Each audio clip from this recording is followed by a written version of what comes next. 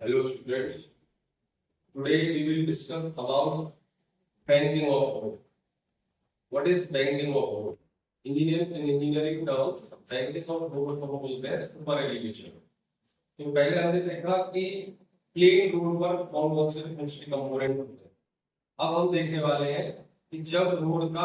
Outer race थोड़ा सा ऊपर उठा दिया जाए, आउटर रेस मतलब आउटर साइड के रोड, अगर उसको थोड़ा सा सुपर एलिवेट उठा दिया जाए तो क्या फर्क पड़ता है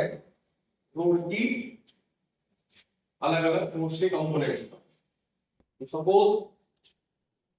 एक रोड पर कोई एक कार ट्रेवल कर रही है, कर्वेचर है, इसमें कर्वेचर प्रोवाइड किया गया है, तो सेंटर की तरफ एक फोर्स लगेगा, तो हम लोग बोलते हैं सेंट्रीपिटल। अब इसको काउंटर करने के लिए फोर्स और लगेगा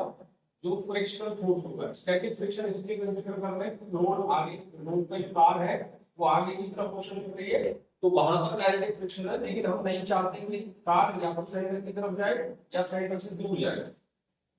क्योंकि यही हमारा मेन पर्पस है कि रोड पर जो कार चले वो स्टेबल रहे, कोई इक्विलिब्रियम में रहे, उसके सारे फोर्स कंपोनेंट ब्रेन ना हो। तो अगर हम लेवल के ऊपर देखते हैं तो हमने देखा कि उसकी मैक्सिमम स्पीड अंदर तो जो वाला चीज होती है, लेकिन अगर हम क्या करें, हम रोड को थोड़ा सा एलिवेट कर रहे हैं, आउटर पोर्शन को अगर हमने थोड़ा सा एलिवेट कर दिया तो क्या होगा,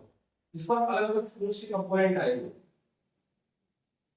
सपोज आपने थीटा एंगल बेस दिया, इसको हम लोग सुपर एलिवेशन बोल सकते हैं, अपने थीटा एंगल का सुपर एलिवेशन दिया, थीटा की हमने बैंडिंग प्रोवाइड की। अगर हमने थीटा एंगल की बैंडिंग प्रोवाइड की तो इस पर कौन कौन से फोर्स होगा, एक फोर्स तो इसमें लगेगा इसका वेट mg, इसका काउंटर भी आपने एलिवेट किया हुआ है, तो इसका जो रिएक्शन में लगेगी वो एक एंगल पर लगेगी, और वो एंगल में मान लेता हूं रिएक्शन r जो है एक एंगल थीटा पर लगेगी, एंगल थीटा पर है। तो एक थीटा का कंपोनेंट नोन कंपोनेंट जो होगा वो होगा r cos थीटा, इधर का एंगल जो होता है वो cos कंपोनेंट होता है, r cos थीटा, एंड इधर का एंगल नॉट नोन कंपोनेंट होता है r sin theta.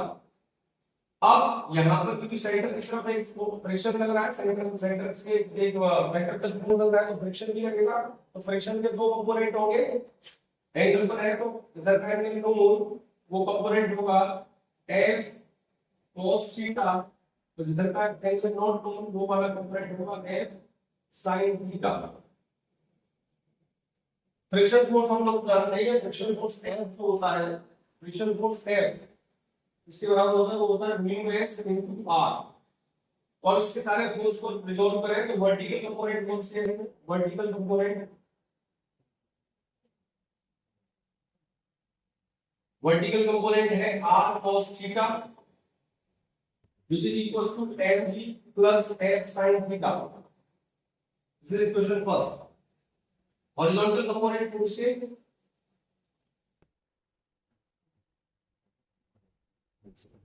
Horizontal component है फोर्स के r sin theta plus f cos theta which is equals to centripetal force, this is equation second. और हमें पता है सेंट्रीपिटल फोर्स जो होता है वो होता है mg square upon r, r radius का कर्वेचर है, थीटा एंगल हमने बेस लिया, तो सेंट्रीपिटल फोर्स हो गया f equals to mg square upon r। अब हम चाहते हैं तो इसको कंपेयर करें, तो हम यहां से r की वैल्यू निकालेंगे और उसको कंपेयर करेंगे r की वैल्यू से, तो यहां पर f की जगह हम कर सकते हैं mu s into r, f की जगह हम कर सकते हैं mu s into r, और उसको इधर लेके आए लेफ्ट हैंड साइड को, तो ये हो जाएगा r cos theta minus f sin theta is equals to mg,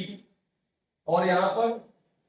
f की जगह हम कर देते हैं mu s into r sin theta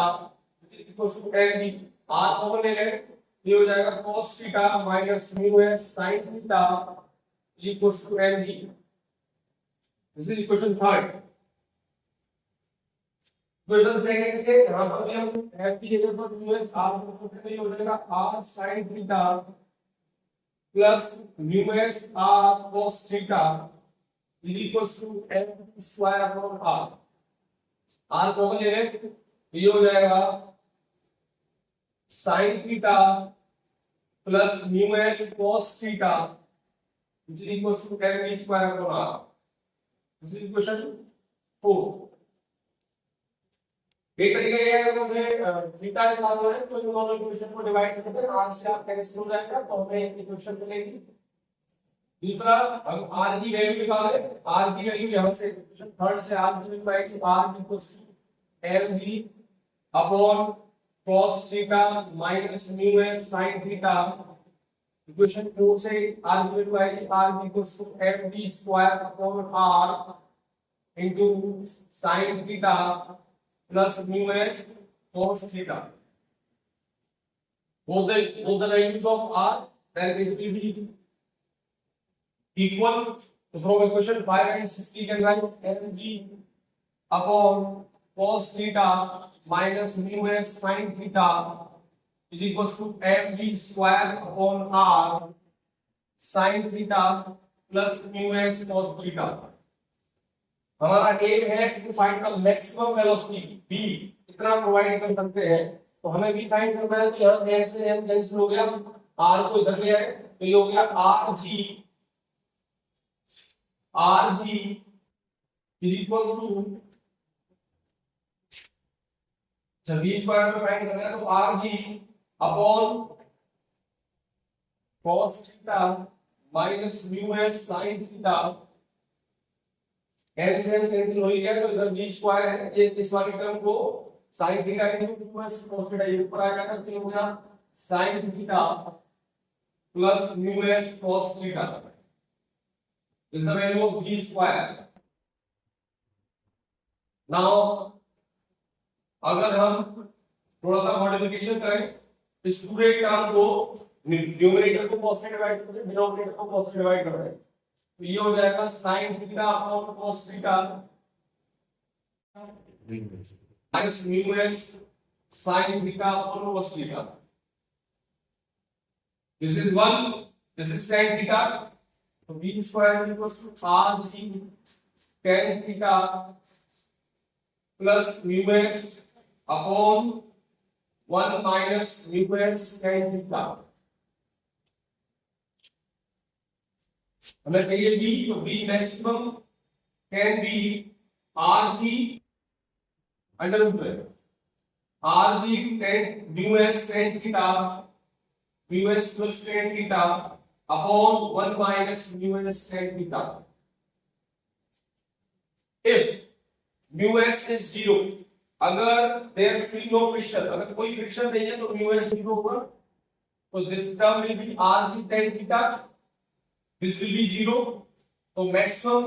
velocity can be under root rg tan theta। Level road में फॉर्मूला मैक्सिमम स्पीड आया था mu rg,